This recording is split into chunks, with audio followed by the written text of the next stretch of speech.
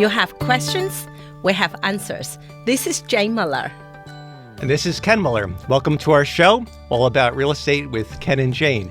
And Jane, I have to say, to start with, we have to give a big round of applause to the Fox. Yeah! They finally got the 93.5 FM posters up, so they did a great job. Great job to Mike and all the production crew. Yes, thank you, thank you. By the way, our picture is still in production, so we'll be up there shortly, they said. You got to wait for a long time again. Yeah, maybe a couple of years. I would say a couple of decades if you're lucky enough. Right, there you go. As your wife, it's my job to put you in reality. Yeah, at least you can dream about it. Right? That's right, yes. All right, so last show, let's get back to the real estate. So last show we spoke about the home inspection process, what the sellers expect, what happens on home inspection day in terms of, what the seller should and shouldn't do. We got to the part where they've done the home inspection and we kind of started talking about the report, that you can expect to get a lengthy home inspection report. And then that'll be sent to the seller attorney and the seller agent along with the home inspection repair letter. Yeah. And a lot of sorry to interrupt, Ken. A lot of question I have from the seller is how long before they get a report. Typically, report take 3 to 5 business days. It really depends how busy the inspector is, because normally these days the inspector try to pack as many inspections as possible and later on write a report. So also after they send a report to the buyer would have to take the time to read it, to digest it, and to discuss with the buyer attorney, sometimes with the buyer agent. So the process will take generally at least 3 to 5 days. Having said that, once they finish the home inspection, the read-on tester typically picked up after between 3 to 5 days after that. So that's add a few more days. But most lawyer wouldn't wait for the read-on test to come in. They would just send a report and a request, and having a one line there said read-on report coming soon. So kind of, right. Leave that open. And I think one of the things to really quantify is that you should, as a list agent, you should always tell the sellers to read the repair request letter, because unfortunately, sometimes the sellers get confused and they'll read the report first and then they'll be overwhelmed saying, oh my God, there's so many findings in the inspection report. But as we covered on previous shows, you have to take it with a grain of salt, because the home inspection report, again, the inspectors are going to document everything, that can go wrong with the house, including upgrades and things that are not even on the table in terms of requests. So always start by looking at the repair request. What is the buyer asking the seller to address? The home inspection report, if you want to read it for background or if you have trouble sleeping at night, you can read it. But No, okay. If you read it, most of my sellers will lose more sleep. No. That's not it. Yeah. Right. But truth to be told is read I would highly recommend the seller to read the request first. And if the point you're not so clear, and then go back to the report as a references instead of read the entire report. But I do have a client, just like to read and just go through the whole report. But once again, the report is observations the inspector had on the inspection day. He or she will documented everything they saw. So once again, nobody home's perfect. So it's really the most useful is to read the request and also understand the request. Sometimes, if you're not sure, check with your lawyer, check with your agent, and sometimes we have to check with the other side if it's the language can be misunderstood. So we have to make sure we're on the same page. Majority of the time is self-explanatory, but sometimes there's technical term or something, people may have a different understanding. So always make sure both sides on the same page on the request of the inspection. Yeah. Right. And having said that, it's also this, we have to remind the sellers not to get emotionally upset or angry because a lot of times sellers take a lot of pride in their home and they think, they feel insulted or hurt that the repair requests are asking for X, Y, and Z. But that's where the job of, I think, a good list agent comes in, and you have to really look at it from a third party and a neutral observation and say, really help the sellers to decipher what's real and what's not real in terms of what's reasonable, what's not reasonable. Exactly. This is not right or wrong answer here. Most item is in gray area. Certainly in the seller market, maybe the seller don't have to do as much as in the low market, the buyer market. But having said that, keep your emotion checked. That's very, very important for both parties. Sometimes a lot of first-time home buyer and they get easily worried and scared, right? And for just like a very simple example may not be perfect, but I think definitely share the same trait, right? Like if someone going to the hospital emergency room, like me, remember when Maria was young, anytime she's sick, I rush her to St. Peter's. Of course, there's a lot of people do, because a child, when they can't speak, yes. and they have trouble breathing or something, I think it's the norm. You take them to the emergency room because you just want to be safe rather than sorry. That's right. So. And then what the doctor used to, they already know me by my first name. They said, please, Mrs. Mueller, don't come to the emergency. And it's worse if you have one child. You're always, like they say, with the bottles and with everything. With the first child, you boil them, bottle. You boil them, you triple wash them. By the time you get to the second child, maybe you boil them. By the time you have the third, the fourth one, just you're wash it. lucky if you rinse them. Yeah, that's right. It's the same thing when you're over attentive to that very first one. Yeah, because you're nervous, right? Just like the first-time home buyers, you're nervous. We get that. So sometimes, and even with the seller, right, a lot of our clients, they live in the same house for 20, 30, 40 years. For them, it's stressful.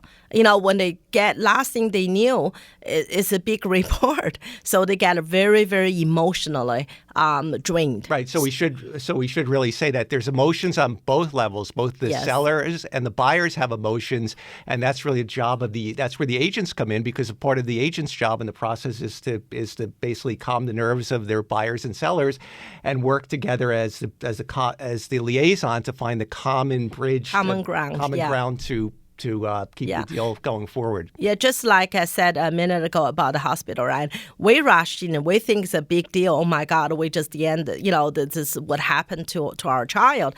But the doctor look at her and say, no problem, just go home. It's a diarrhea, 24 hours, they'll be okay. So same here, right? A lot of time for what the seller saw, first of all, there's home pride, and secondly, really worried whether the deal gonna go through. And the buyer, the same thing, they worry about whether they buying the house is right decision, and there's so much problem, and later on what they're gonna do. But for the professional, like seller and buyer agent, we see these kind of common problems, very common, right? So it's not as bad as it is. So once again, keep your emotion. I know it's hard, it's almost impossible, but keep your emotion leveled. All right. So let's talk about then what the response. How does the seller, when they get the list from the buyer attorney, typically I think the agent, it all depends on the relationship of the parties, but typically the seller agent and the seller will confer. The seller attorney usually defers to the seller and the agent. All three of them. It really depends, right? It really depends on case by case. Some seller, like our client, always talk to us and then the attorney. Some may just prefer talk to the attorney and then check with the agent. And it's just the seller's preference. But I would highly recommend it. Seller talk to both your agent, because you hire your listing agent represent you selling your home must be a reason. You must be confident in his and her ability and the skill. So please utilize that, and as well as the attorney. Please discuss with them and to find a lot of things is really common practice, right? So say, for example, if it's termite, the common practice, you have to trade it in order for buyer to get a mortgage, right? So if you check with your attorney and agent, I would say at least half or 2/3 of the item would be sort of like have a solution or or seller have a good idea what they're going to do about it. Right. And of course, it depends on the terms of the agreement, but, the contract of sale, what's agreed for the scope of the home inspection. But assuming that the home inspection is for structural and major defects, if you have issues with roof leaks, basement water infiltration, termites, as you said, radon, mold, those are issues that the realtor will probably advise you that either you address them now or you address them later, because those are repeat issues that aren't going to go away magically. So if the current transaction dies, it's all likelihood is that the next home inspection will uncover the same issues. So if you keep repeating the same thing, and that unfortunately that's happened with some sellers, they repeat the same set of events with hoping that the result is different, and that's kind of, I think, then that's like the definition of insanity. Yeah, but sometimes I understand, from the seller perspective, right? Remember we had a home a few years ago. The owner, the roof is really old, and then we understand if the roof doesn't leak, obviously it's not the seller job to give you a brand new roof, right? You made an offer based on the condition that's a seller disclosure for. And it's older roof. Visually you can see it, and seller disclosure definitely say roughly the age of that. So that's a part of the understanding. That's what seller's understanding. However, during the home inspection, they found a mold in the attic. And obviously, I advise seller, regardless what, we have to treat the mold. And one of the finding was our own contractor. It's not only the buyer. Once again, it's difference between buyer perspective and the seller perspective. This case is our own contractor recommended to replace the roof. The reason it's not because the roof is old, because the roof caused the leak from time to time.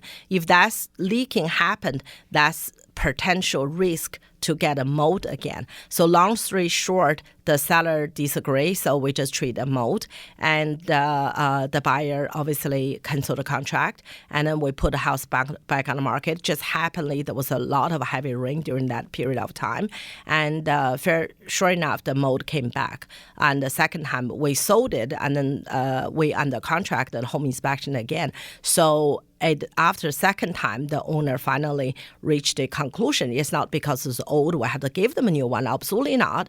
But because that's the cause of the mold, you can't just treat the symptom. You have to treat the cause. And that's why. Right. And having said that, Jane, any reputable mold contractor won't give a warranty unless the source of the mold is treated. So you have to eliminate the water source, which could be a roof leak in your example. Otherwise, they're not going to warranty the work. So I'm surprised they repaired it. They just patched up the leak that time. There was no leaking, but because roof was so old, and after that it was like 5-10 days period, I have many heavy rains. So the other places leaked. So it wasn't the same spot. But once again, because the roof is to the last straw, right? So that's why at the end, after second deal fell through, we replaced the roof and treat mold again, and we successfully closed the third time. And third time is the charm, right? So third time. That's right. Yes. So I think with the major defects, when again you consult with the seller's agent, the realtor,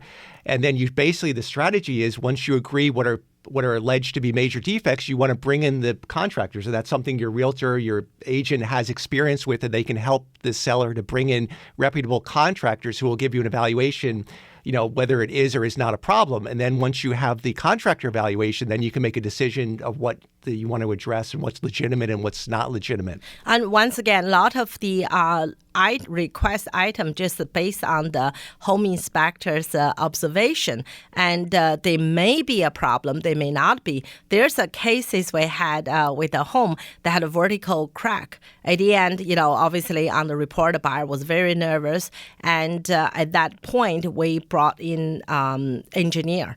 And the engineer said it's not really a big deal, so you can just have a contractor fill the crack. There wasn't, because of vertical, there was small enough. There's really definitely no structure foundation problem.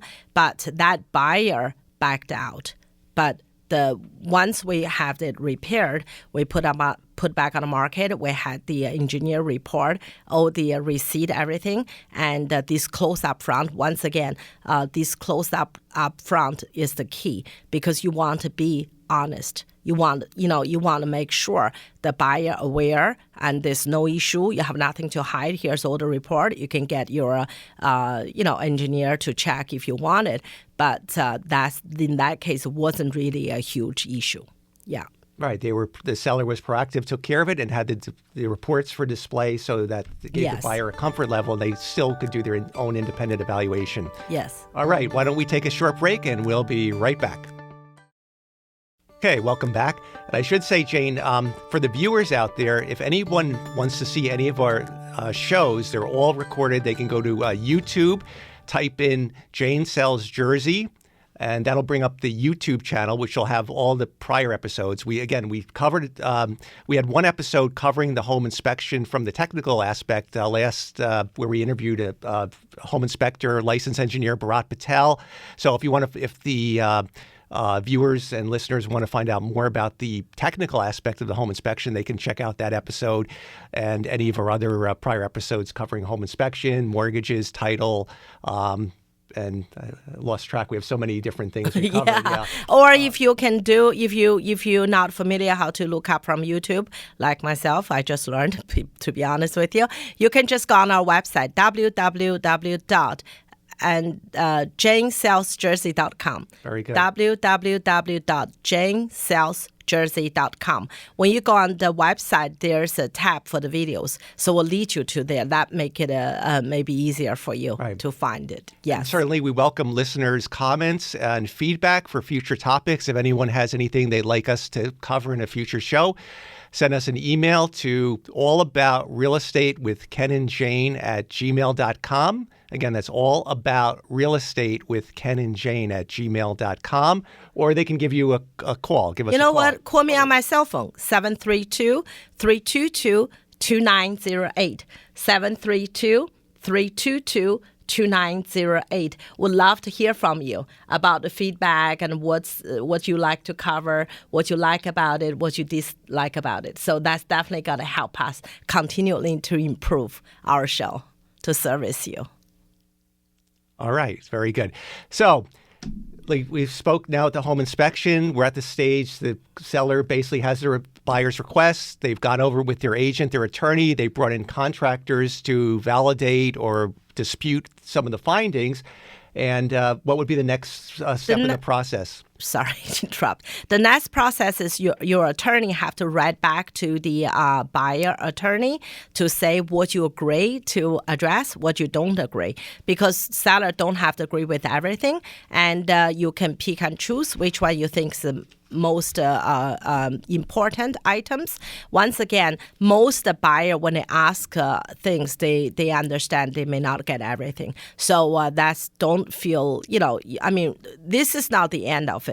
The seller can write back and say what they agree, what disagree. It's just start a communication negotiation. So the buyer, if they disagree, if they're still interested in the property, obviously, they got to come back and say, no, I further negotiate. So when the seller attorney sent back the response to the home inspection items, right? The seller can offer repair or give a credit or bid out both. Because sometimes, say, if the house has a mold, most likely the buyer want to make sure the seller take care of it, have a transferable warranty before they move in. But other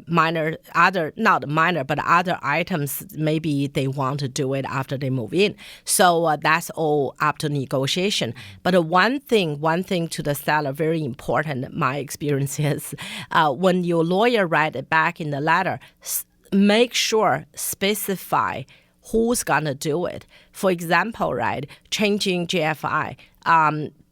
Typically, the buyer attorney calling for licensed electrician. But a lot of time, the seller either say, I can do myself, or my contractor can take that simple task.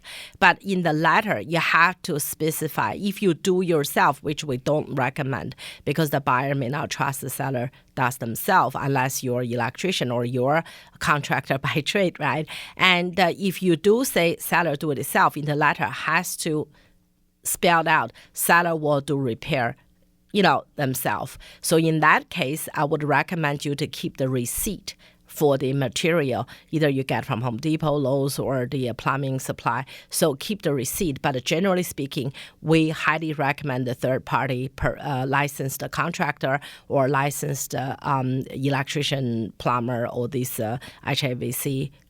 Yeah. I think the issue comes oftentimes the buyer attorney will write back for the plumbing. They want a licensed plumber. For the electrical, they want a licensed electrician. And then for the general construction, they want a licensed contractor. Oftentimes, the seller attorney and the seller will prefer to have their licensed contractor perhaps handling some of the plumbing and some of the electrical if they're not really considered like big deal items, because it's more efficient and it's a little bit cheaper, to be honest. Yeah, change the faucet, for example. You know, just a small simple items. So the diverter doesn't work, kind of thing. So sometimes typically seller will like to use the contractor / handyman to do.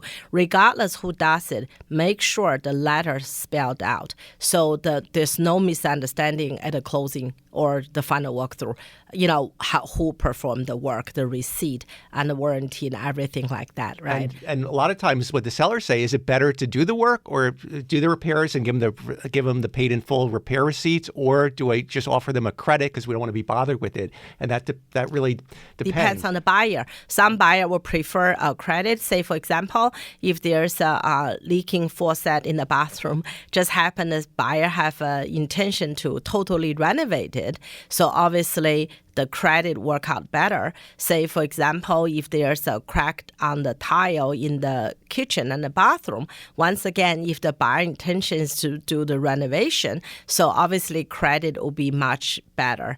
And other cases is like the personal preference, you know, and say, for example, even HSVC, for example, if it's deemed to need to be replaced, the owner really just need to give you a workable HSVC. But for some buyer, they may have a preference in the brand. Right. I mean, just as far as the roof, the same thing, right? Roof can be 20-year warranty, right. Can be 50-year warranty, can be different color, 3D. So that's all come to the seller and buyer's preference negotiation. So that's a case by case credit versus, the repairs. Yeah. Right. Absolutely. Yeah. Now, let's say if there's an issue where we had this situation happen very recently, where the seller gave a proposal to address certain plumbing, electrical, general contractor repairs, and the buyer attorney wrote back saying, "Well, if the seller has their contractors do it, we request a second inspection to come back and check those repairs." Want to explain the risk involved to the seller in that approach? Yeah, first of all, I mean, that's really, from the seller perspective, there's a big risk, right? First of all, that's the seller themselves is not a professional electrician, plumber. In good faith, they hired licensed people. They paying their cost for the repair. And then if the buyer didn't trust it, they said, I want to have my own inspector come back to inspect, especially 2-3 days before closing. That's really put the seller in a big risk. At that time, how about if the buyer doesn't accept? Right? So in that case, in my opinion, it's create a big mistrust between seller and the buyer when buyer makes such request. To be honest, when I saw the letter, it's both seller called me. They were very not comfortable. I have to agree with them. In our entire career, I really haven't, maybe once and twice, I really didn't have that. Generally speaking, they will take the licensed contractor receipt as a good faith of the work is completed. Obviously, final walkthrough, you have a look, but once again, the buyer is not professional either. Right. You just have a look, make sure it's done. Is somebody just not write a receipt? They did a repair.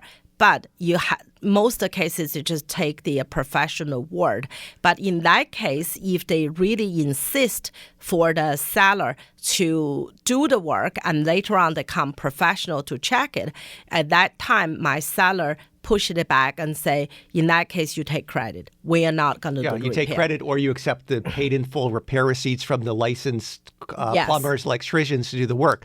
Because basically, by the buyer attorney doing that, they're trying to reopen or extend the home inspection contingency period. And as we've covered in previous shows, typically the home inspection contingency period is anywhere from 7 to 14 days. And within that period, the buyer has to have their inspectors do any and all inspections they want and follow-up inspections. But after that, that's it. Then the seller either addresses the repairs, doesn't address the repairs, they agree, they negotiate, and you move on. But by coming back for a second inspection, that's like kind of reopening the whole inspection contingency, which is not permitted by the contract. Yeah, but once again, the seller attorney, seller agent has to be very much on the alert on that, because in this case, there was just one line buried in the letter. So you really have to read it. Have a very, very good thorough attorney. It's really important. I have normally the agent is secondary as soon as the contract is signed, because the agent is